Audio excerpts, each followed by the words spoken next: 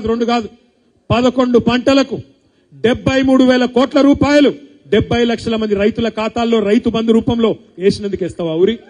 లేదా భారతదేశంలో కాదు ప్రపంచంలో ఎక్కడ లేని విధంగా ఒక రైతు చచ్చిపోతే 5 లక్షల రైతు బీమా ఇచ్చినందుకు ఇస్తావా ఊరి? దేనికేస్తావు? 15 లక్షల మంది ఆడపిల్లలకు కళ్యాణ లక్ష్మి షాదీ ముబారక్ పేరు మీద లగ్గాలు చేయించినందుకు ఇస్తావా మేనమామ లెక్క?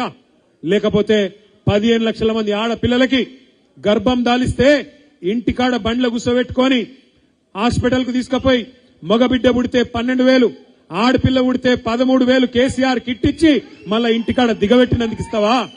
ఎందుకేస్తావు ఊరి? 2 సార్లు రుణమాఫీ చేసినందుక?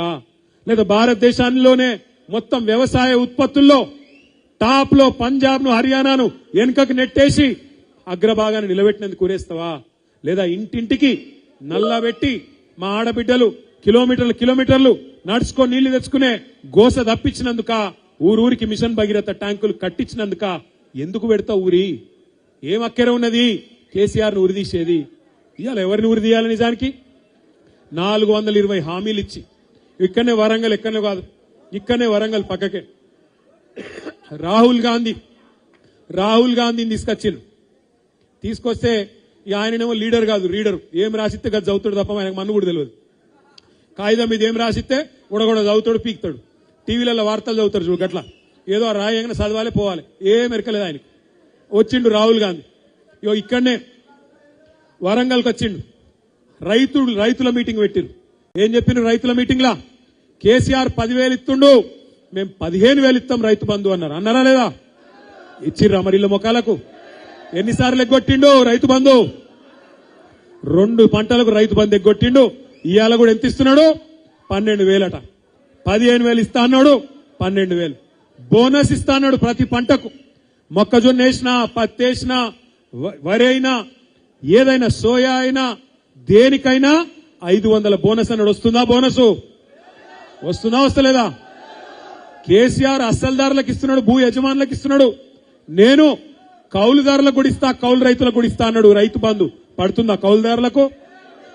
రైతులకే కాదు రైతు కూలీలకు ఇస్తా, నెలకు 1,000 రూపాయలు ఇస్తా అన్నాడు. 25 నెలలు అయిపోయా, వచ్చినాయి 25,000. మరి ఎవరిని ఉరిదీయాలి? రేవంత్ రెడ్డిని కాదు.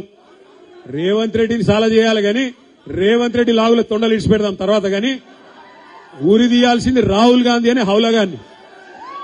ఈ హౌలగాన్ని మన మీద రుద్దినా ఆ హౌలగాన్ని ఉరి తీయాలి. ఇక్కడ వరంగల్కి వచ్చి అబద్దాలాడి రైతులను 70 లక్షల మంది రైతులను మోసం చేసిండు రాహుల్ గాంధీ. హౌలగాన్ని ఉరి తీయాలి నడి బజార్లా. ఇదే రాహుల్ గాంధీ హైదరాబాద్ లో అశోక్ నగర్ కు పోయిండు. అక్కడ పోయి డైలాగులు కొట్టిండు. ఏమన్నాడు? కేసీఆర్ కేటీఆర్ ఇద్దరు ఉద్యోగాలు ఊడగొట్టుండ్రి, మీకు మొదటి సంవత్సరంలోనే 2 లక్షల ఉద్యోగాలు ఇస్తా అని అక్కడ ఉండే తమ్ముళ్లను చెల్లెళ్లను రెచ్చగొట్టిండు. పాపం ఆ తమ్ముళ్ళు చెల్లెలు నమ్మిండ్రు. నమ్మి పాపం తాండాలు ఉన్నోళ్ళు తాండాలకు వచ్చిండ్రు, వాళ్ళ ఇళ్లకు, ఊర్లు ఉన్నోళ్ళు ఊర్లలోకి వచ్చిండ్రు, పట్నంలో ఉన్నోళ్ళు పట్నంలో పోయినరు. వాళ్ళ అమ్మ, అయ్య, తల్లి, తండ్రి, అవ్వ, తాత కాళ్ళు పట్టుకున్నారు. అగో మాకు ఉద్యోగాలు రావాలంటే మీరు కాంగ్రెస్ ఓటేయండ్రి, రాహుల్ గాంధీ చెప్తుండు అని చెప్పి వాళ్ళు నమ్మి వాళ్ళ ఇంటోళ్ళతో కూడా నమ్మించి ఓట్లు వేయించి పాలకుర్తి కాన్స్టిట్యున్సీలా ఏం అభివృద్ధి తక్కువ చేసిండు దయాకర్ రావు గారు? పాలకుర్తి లాంటి కాన్స్టిట్యున్సీలో కూడా 7 సార్లు గెలిచిన కాన్స్టిట్యున్సీలో కూడా ఈ దొంగ మాటలతో 2 లక్షల ఉద్యోగాలను నమ్మించి ఆ పిల్లగాళ్ళని రెచ్చగొట్టి ఇదే రాహుల్ గాంధీ అనే హౌలగాడు అశోక్ నగర్ కు వచ్చి ఆ రోజు వాగ్దానం చేస్తే ఆ పిల్లలు కూడా నమ్మి మోసపోయి ఈ రోజు ఓట్లేసి బాధపడతా ఉన్నారు. ఎవరిని తీయాలి ఉరి? మరి 2 లక్షల ఉద్యోగాలని చెప్పి మోసం చేసిన రాహుల్ గాంధీని ఉరి తీయద్దా? 420 హామీలు ఇచ్చారు. మా ఆడబిడ్డలకు చెప్పిండ్రు అత్తలకు 4,000 ఇస్తాం, అత్తలకు 4,000, కోడలకు ఎంత ఇస్తామన్నారు? 2,500. మరి సిగ్గున్నదా వీళ్లకు? ఇవ్వాలన్నట్టు 2,500 ఎక్కడో వీకినాయి. ఇప్పుడు ఏమంటుంది తెలుసా రేవంత్ రెడ్డి కొత్తగా? 1 కోటి మంది ఆడోళ్లను కోటీశ్వర్లు ఎత్తారట. 2,500 ఏ శాతం అయితే లేదు కానీ 1 కోటి మంది మహిళలను కోటీశ్వర్లు ఎత్తారట. బతుకమ్మకు చీర పెట్టే ముఖం లేదు, ఆడబిడ్డ ప్రసూతికి పోతే కేసీఆర్ కిట్ ఇచ్చే ముఖం లేదు. కానీ ఈ సిపాయి అట కోటీశ్వర్లను చేస్తారట. కోటీశ్వర్లను చేసుడు కాదు రేవంత్ రెడ్డి. నేను అడుగుతున్నా, నువ్వు చెప్పిన మాటనే కదా కేసీఆర్ కళ్యాణ లక్ష్మి 1,00,000 రూపాయలు ఇస్తే నేను తులం బంగారం ఇస్తాను. ఇచ్చినవా ఎక్కడన్నా తులం బంగారం? నేను ముందే చెప్పిన, పాలకుర్తికి వచ్చినాడు చెప్పిన మీకు. ఏం చెప్పినా? వీళ్ళు బంగారం ఇచ్చేటోళ్ళు కాదు, పుస్తలతాడు ఎత్తుకపోయేటోళ్ళు వీళ్ళని చెప్పిన. ఇలా నిజంగానే పుస్తలతాడు తాకట్టు పెట్టే రోజులు ఈ దరిద్రమైన రోజుల్లో మళ్ళీ వచ్చినాయి. ఇంకోటి నాకు అర్థం కాదు, సరే అబద్దాలు చెప్పిర్రు, నెలకు 100 కోట్లు కడుతున్నాడు ఢిల్లీకి, మొత్తానికి కుర్చీ కాపాడుకుంటున్నాడు రేవంత్ రెడ్డి. కానీ ఏం రోగం ఏందో గానీ తెల్లారు లేస్తే అసెంబ్లీలు అయితే బయట ఏందో మొరుగుడేందో నాకైతే అర్థం కాదు. ముఖ్యమంత్రి అయినావు కదా, మంచిగా హాయి కూర్చో, ఎట్లాగో మోసం చేసినావు, గద్దెకెక్కినావు, మంచిగా ముఖ్యమంత్రి పదవిలో కూర్చున్నావు, నీ కాంగ్రెస్ వాళ్ళందరినీ తొక్కుడు దొక్కినావు, పాపం పాతోళ్ళందరినీ. మరి సపరేట్గా మంచిగా సుఖంగా క్రికెట్ ఆడుకుంటా, ఫుట్బాల్ ఆడుకుంటా టైంపాస్ చేయి. ఏందో అర్థం కాదు, ఒర్రుడేందో ఆ కొట్టుడేందో. నిన్న చూసిర్రా మీరు? ఆయనకు సెక్యూరిటీగా ఉన్న ఒక పోలీస్ అధికారిని కొడతాడు, చూసిర్రా లేదా వీడియో? సెక్యూరిటీ వాళ్ళని కూడా కొడతావు ఆఖరికి నువ్వు. అందుకే నేను చెప్పిన రేవంత్ రెడ్డి భార్యకు, ఆమె పేరు గీతమ్మ, పాపం ఆమె మంచిదే ఉన్నట్టున్నది, ఆమె చెప్పిన, గీతమ్మ ఈయన ఎక్కదా కొరుతాడు, మరి ఎందుకు కొరుతుండో మాకైతే అర్థమైతే లేదు, నువ్వు అర్జెంటుగా కట్టేయి, లేకపోతే ఇప్పుడు ఒరుతుండ్రు రేపు కరిసినా కరుస్తాడు పిచ్చిలేసి అని చెప్పిన. నిజంగా కూడా ఏంది ఆయన బాధ ఏంది? పోనీ ఆ అరిసే అరుపులల్లా ఏమన్నా 4 మంచి మాటలు ఉండాలనా? ఎప్పుడు తిట్టుడే తప్పేం లేదా? ఈ ఏడుసుడు మళ్ళీ ఏడుపు ఎందుకో అర్థం కాదు. ఏమంటాడు, నేను గుంటూరులో చదువుకున్నా అని ఏడుస్తాడు. అరే నేను గుంటూరులో 1991లో చదువుకున్నా, అప్పుడు ఇంకా ఉమ్మడి ఆంధ్రప్రదేశ్ ఉండే, అక్కడ ఇంటర్మీడియట్ చదువుకున్నా.